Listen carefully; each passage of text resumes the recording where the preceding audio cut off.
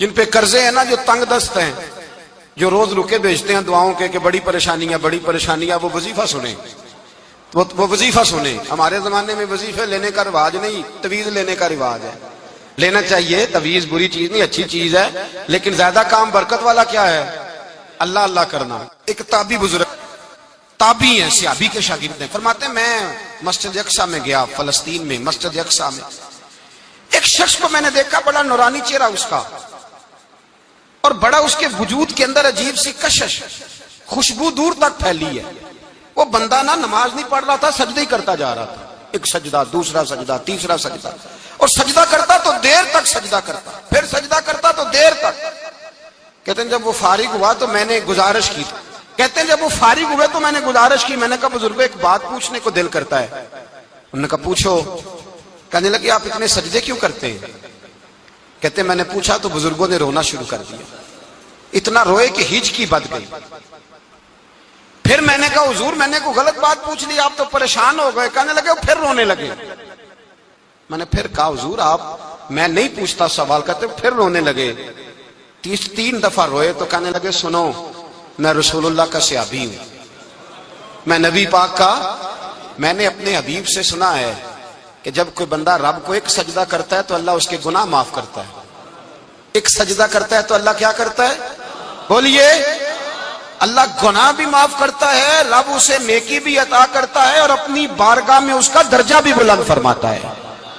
ایک سجدہ اور 3 فائدے، گناہ بھی معاف ہوئے، نیکی بھی ملی، اور درجہ بھی بلند ہوا۔ کہتے ہیں یہ کہہ کے بزرگ پھر رونے لگے۔ جب وہ خاموش ہوئے تو میں نے کہا حضور اگر ناراض نہ ہو تو مجھ پر تو کیفیت ہی عجیب طاری ہو گئی ہے، آپ کے اس رنگ نے میرا بھی رنگ بدل دیا ہے، پوچھ سکتا ہوں آپ کون ہیں؟ پوچھ سکتا ہوں آپ کون ہیں؟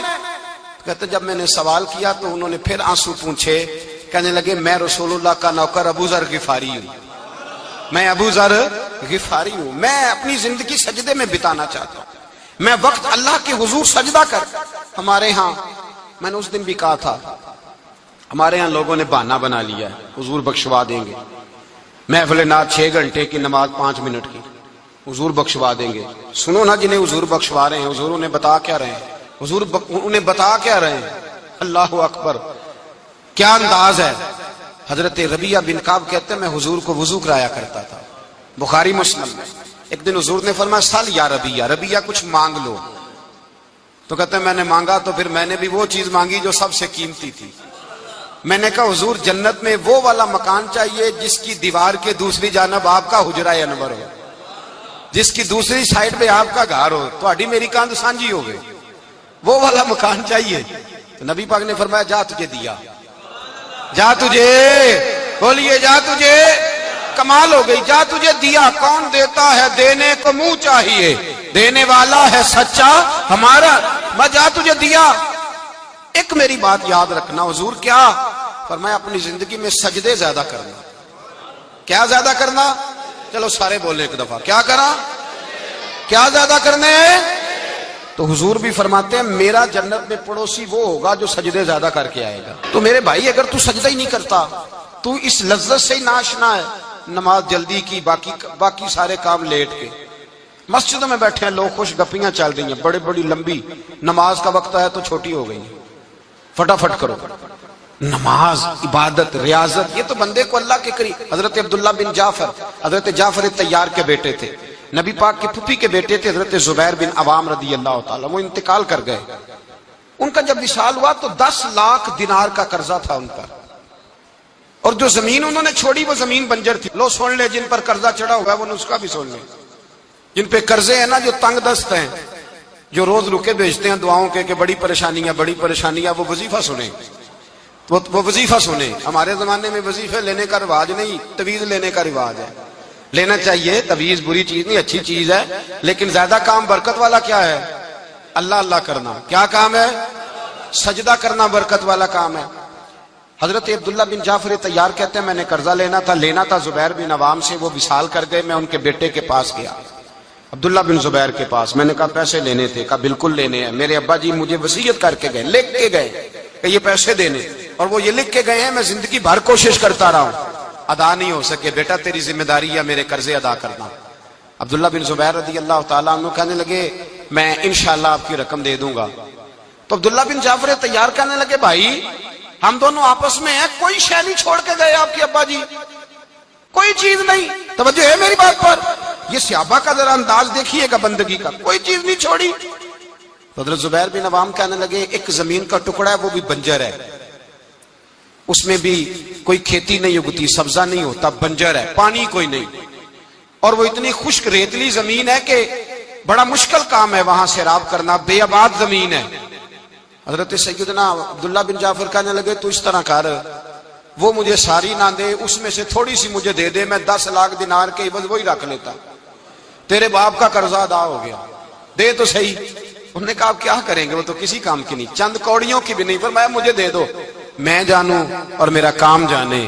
او بھائی یہ تھے بندگی والے لوگ, یہ تھے جن کا رب سے رشتہ ہے, جنہوں نے حضور کے صلی اللہ علیہ وسلم کے پاس بیٹھ کر بندگی سیکھی تھی. کہتے زمین کا ٹکڑا لے لیا, بنجر بے آباد ریتلی زمین, جب میرے حصے میں آئی پہلے دن اپنے غلام سے کہنے لگے جو جگہ تجھے زیادہ سخت لگتی ہے نا وہاں میرا مصلی بچھا دے, جو تجھے زیادہ بنجر بے آباد لگتی ہے وہاں مصلی بچھا, مصلی بچھا.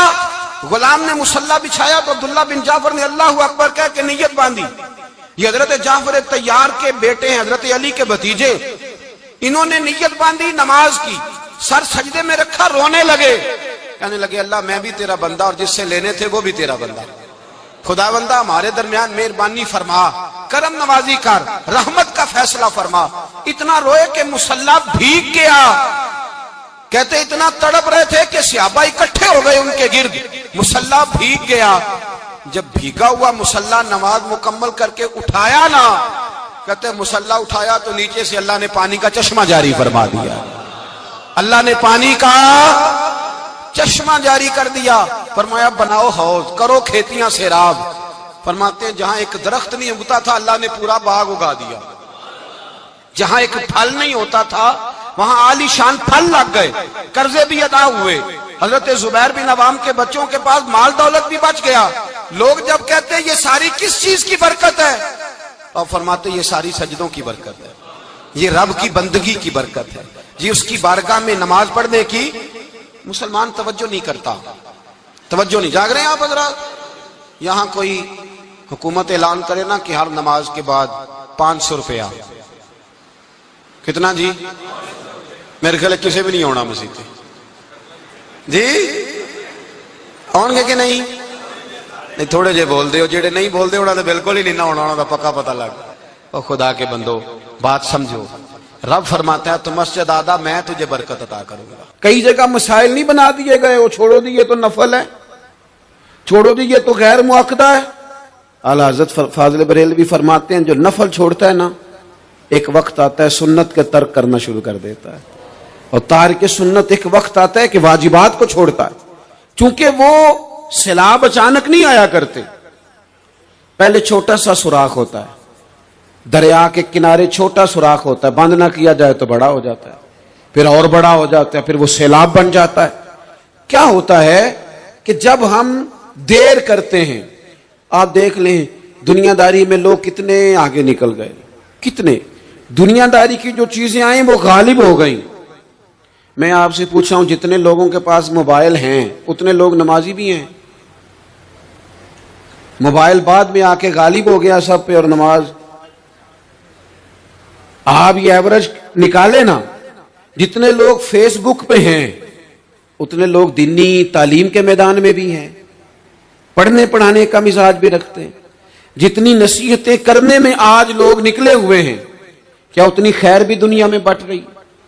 جتنی جدید ٹیکنالوجی آ گئی سب ہم نے حاصل کر لی, بری بات نہیں, ٹھیک ہے, اچھی بات ہے.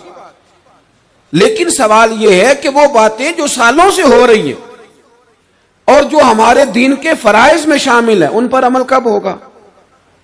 اور میں یہ بہت سارے لوگ ہیں نا دعوت دیتے ہیں کہ آپ تشریف لائیں, اس جگہ پہ آ کے کچھ بات کریں, تو میں دوستوں سے کہتا ہوں تقریریں تو اب بڑی سن لی لوگوں نے, تو زمانہ ہو گیا تقریریں کرتے سنتے. سوال تو یہ ہے کہ جو سنا ہے اس پر عمل کس دن کرنا ہے, وہ پہلا قدم جو عمل کا ہے وہ کس دن اٹھانا ہے.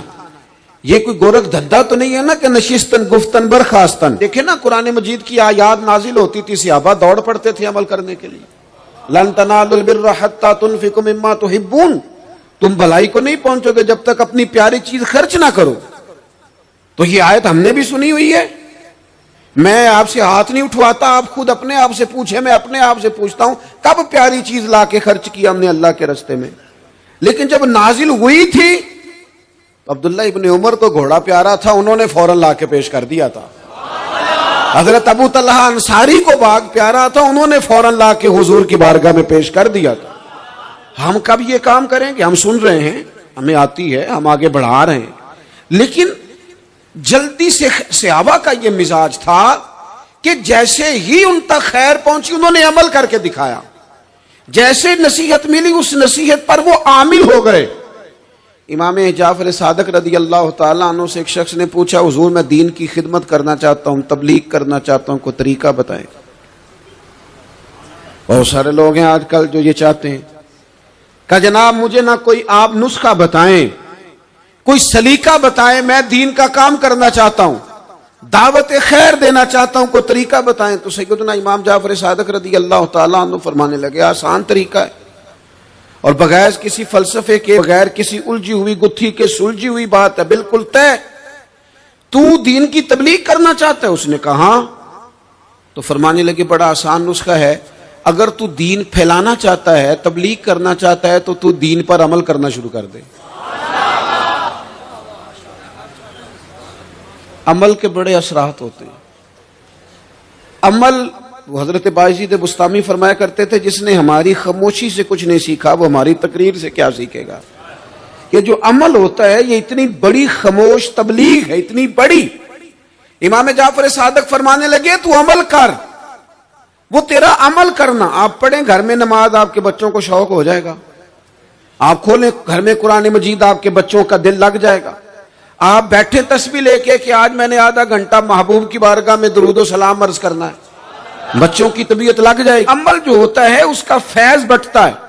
نیکی میں آگے بڑھنے کی جدوجہد، کوشش کرنا کہ میں ذرا خیر کے کام میں آگے نکلوں. کیا کہا حضرت عمر نے؟ کبھی ہم سنتے ہیں باتیں، کبھی اس کی گہرائی میں اترو نا.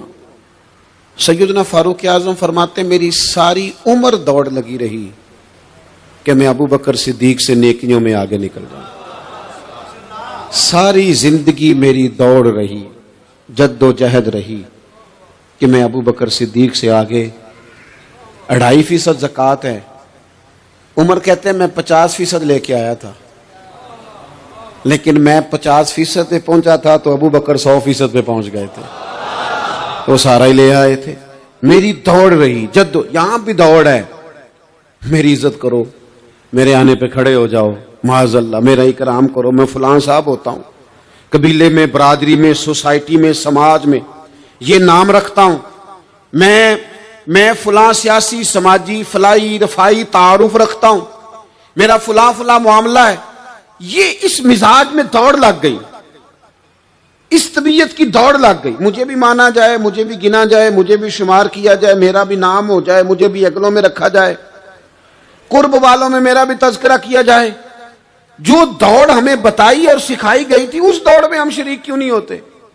اس میں آگے کیوں نہیں نکلتے؟ وہ جو ہمیں فرمایا گیا تھا کہ تمہیں پتہ چل جائے پہلی صف کا ثواب کتنا ہے تو تم قرآن اندازی کرو. تو یہ قرآن اندازی کس دن ہونی ہے؟ یہ والی قرآن اندازی کس دن ہونی ہے؟ لیکن وہ قرآن اندازیاں تو ہو رہی ہیں عمرے کے ٹکٹ کی. اتنے عمرے کے ٹکٹ، اتنے عمرے کے، اچھی بات ہے، اس کی بھی کوئی مخالفت نہیں. لیکن جو کام جس میں آگے بڑھنا تھا، جس میں جد و جہد کرنی تھی، جس میں دوڑنا تھا، جس میں کاوش کرنی تھی، اس میں تو ہم پیچھے ہیں. زندگی اتنی تیزی سے گزر رہی ہے، آپ یقین کریں پیچھے پلٹ کے دیکھتے ہیں تو پتہ ہی نہیں چلتا کتنے سال بیت گئے. بھی ایسے لگتا ہے کل ہی تو ابھی داخل کرایا تھا گھر والوں نے اسکول میں، ابھی اگلے دن کی بات ہے دارالعلوم میں داخل ہوئے تھے اور اتنے سال بیت گئے، اتنا وقت گزر گیا. ہم عجیب مزاج کے لوگ ہیں. یہ چاہتے ہیں کہ ہمارے بچے بڑے ہو جائیں، یہ نہیں چاہتے کہ ہم بوڑھے ہو جائیں. دیکھیں اگر بچے بڑے ہوں گے تو لازمی نتیجہ ہے کہ ان کے بڑے لیکن ہم دونوں باتوں میں اپنا مزاج رکھتے ہیں. بچے بھی بڑے چاہیے ہمیں اور ہم خود بھی اپنے آپ کو بوڑھا تسلیم کرنے کو تیار. ماشاءاللہ جی میرا بیٹا جوان ہو گیا, تو جناب آپ کیا ہو گئے؟ اب آپ بھی تو بتائیں نا, آپ کہاں پہنچ گئے؟ وہ کیا دور تھا جب کہتے تھے میرے بیٹے کو میرا جوتا پورا آنے لگا ہے. جیسے جیسے بچے بڑے ہوتے تھے والدین کے لہجے میں ٹھہراؤ آتا تھا. ان کی 5 نمازوں کے ساتھ تہجد بھی شروع ہوتی تھی, اشراق اور چاشت بھی شروع ہوتی تھی. وہ چاہتے تھے کہ ہمارے بچے ہمیں زیادہ سے زیادہ خیر کرتا دیکھیں. وہ اپنے لفظوں پر, جملوں پر, زبانوں پر, انداز پر کنٹرول کرتے تھے. میاں بیوی ایک دوسرے سے کہتے تھے اب لڑنا نہیں ہے, بچے اثر قبول کرتے ہیں, بڑے ہو گئے, اب ہمیں ماحول اور طرح کا بنانا ہے. کب آگے نکلیں گے نیکیوں میں؟ کب ہم جد و جہد کریں گے؟ کب ہم یہ والا کام کریں گے کہ نہیں اب مجھے سنور جانا چاہیے, نہیں اب میرے اندر مثبت تبدیلی آنی چاہیے, نہیں اب مزاج میں حلم, بردباری, وقار, وزاداری, یہ چیزیں مجھے پیدا کرنی چاہیے. کب بچپنا ختم ہوگا؟ وہ کسی درویش نے کہا تھا نا کہ میں نے 22 سال کے بوڑھے دیکھے اور میں نے 65 سال کے بچے دیکھے. کہا جناب کیا مانا؟ کہنے لگے مانا یہ ہے کہ بزرگی سمجھ کے ساتھ ہوتی ہے, عمر کے ساتھ تھوڑی ہوتی ہے. وہ تو سمجھ کے ساتھ ہے, جس دور میں سمجھ آ گئی, شعور آ گیا, سمجھ گئے بات کو. ورنہ بعض لوگ معذرت کے ساتھ بعض لوگ ساری زندگی سمجھدار ہونے کو تیار ہی نہیں ہیں. وہ کچھ ایسی باتیں کرتے ہیں جو ان کے منصب سے میچ ہی نہیں کرتی, ان کے سٹیٹس کے ساتھ وہ اٹیچ نہیں ہوتی. بھئی یہ بات آپ کو نہیں کرنی چاہیے تھی, آپ کا معیار یہ نہیں تھا, معیار بلند ہے آپ کا, آپ اپنے سٹیٹس کے حساب سے بات کریں گے. تو میرے عزیز آگے بڑھا جائے. اب تو کئی ہمارے کلاس فیلو چلے گئے, کئی ساتھ رہنے والے چلے گئے, کئیوں کو ہم دیکھتے ہیں وہ کہتے ہیں یار مہینوں ہو گئے چارپائی پہ پڑے, ملاقاتیں ادھوری رہ گئی ہیں, کئی باتیں ضروری رہ گئی ہیں, کئی لوگ رخصت ہو گئے. تو کیا ہم کب کس وقت ہم عبرت پکڑیں؟ بس چپ کر کے جنازہ پڑھ کے آ گئے کہ صرف اسی کا ہونا تھا, قبر پہ فاتحہ پڑھ کے آ گئے کہ صرف اسی کو دفن ہونا تھا, کسی کی کل خانی میں چہلوں میں شرکت کر کے آ گئے, کسی کی ہونی تھی میری ہونی نہیں ہے. اپنے اعمال میں پختگی لائی جائے, آگے بڑھا جائے. حضرت جابر ابن عبداللہ رضی اللہ تعالیٰ عنہ فرماتے میں نے میدان احد میں ایک صحابی کو دیکھا, کھجور کھا رہے تھے. کتنا ٹائم لگتا ہے کھجور کھانے میں؟ گوشت کی بھری ہوئی پلیٹ نہیں تھی ان کے سامنے کہ ساری خالی ہونے میں دیر لگے گی. کھجور کھا رہے تھے, بخاری شریف ہے. اور کھجور کھاتے کھاتے کریم محبوب علیہ السلام کی عالی مرتبت بارگاہ میں عرض گزار ہوئے, یا رسول اللہ اگر آج میں شہید ہو جاؤں تو کہاں جاؤں گا؟ تو حضور نے فرمایا جنت میں. حضرت جابر ابن عبداللہ فرماتے ہیں وہ بات انہوں نے سنی تو وہ جو کھجور کھا رہے تھے وہ باقی کے منہ سے نکال دی. کیا مانا؟ کہیں کھجور کھاتے کھاتے دیر نہ ہو جائے, کہیں دیر نہ ہو جائے. وہ کھجور نکال دی اور میدان میں اترے اور وہ لڑے اور انہوں نے جد و جہد کی اور وہ اسلام کا نام لے کر ڈٹ گئے, رسول اللہ صلی اللہ تعالی علیہ وسلم کے پیغام پر کھڑے ہو گئے. اللہ نے انہیں شہادت عطا کر دی. انہوں نے کھجور کھانے کا وقت بھی انتظار نہیں کیا کہ کہیں لیٹ نہ ہو جائے. کیا مانا ہے؟ کھجور کھانے سے پہلے پہلے اللہ نے انہیں جنت عطا فرما دی. او ہو, ہمارا تو جناب وہ میرا پروگرام بن گیا, بس میں حج کا رہا ہوں, پھر اس کے بعد میں نے ولی اللہ ہو جانا. بھائی یہ بچوں کی شادی ہو جائے, تھوڑے سے کام ہے, میں پھر مسجد میں ہی ہوں. بھائی دلی تو بڑی دور ہے, دلی دور است. یہ آپ جو باتیں سنا رہے ہیں یہ تو لمبی ساری بات ہے, یہ تو کام شروع کر دینا چاہیے تھا, اس پر تو عمل شروع کر دینا, روکا کس نے؟ آپ بچوں کے بیاہ بھی کریں لیکن ساتھ حضور کی بارگاہ میں درود و سلام بھی پیش کریں. آپ ڈیوٹی پہ بھی جائیں, رزق حلال بھی کمائیں, پر اگر رب توفیق دینا تو سویرے اٹھ کے ایک سپارہ قرآن مجید کا تلاوت بھی فرمائیں. اپنے آپ کو آراستہ پیراستہ کریں, نیکیوں کے ساتھ جد و جہد کریں. اگر اللہ تبارک و تعالیٰ نے رزق حلال دیا ہے, اللہ کی راہ میں خیر کے ساتھ بانٹنا ہے, تو پھر اس میں جلدی کریں, پھر دیر نہ کریں. جوانوں, جس طرح سیر کرنے کا عمر جوانی ہے نا, کھانے پینے کا عمر جوانی ہے, اور کہیں آنے جانے کا ٹائم جوانی ہے. میں سچ بتاتا ہوں, عبادت کرنے کا ٹائم بھی جوانی ہے, دین کی نوکری کرنے کا وقت بھی جوانی ہے, ذکر کرنے کا ٹائم بھی जवानी का है। दुरूद व सलाम अर्ज करने का टाइम भी, काबातुल्लाह के फेरे का मजा भी जवानी में, और हुजूर की मोहब्बत में रोने का मजा भी जवानी में, उनका नाम ले ले के जीने का मजा भी जवानी में, उनके तज़किरों का मजा भी जवानी में। इश्क लगा सी खेडां खेड दी नूं ते मैनू खेडां भुल दियां भुल गईयां। मैं कज्जल पाया सी यार दे वेखणे नूं।